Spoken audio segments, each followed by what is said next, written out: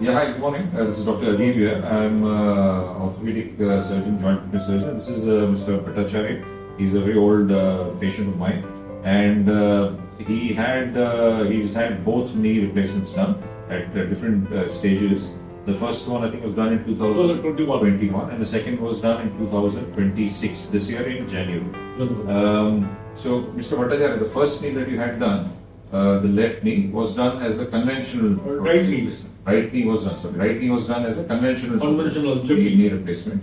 And the second one, the left side, which was done this year in January, was done using a robot. Yes. Is that right? I just want you to briefly tell us if you noticed any difference in recovery, difference in pain, etc. after the conventional and after the robotic knee.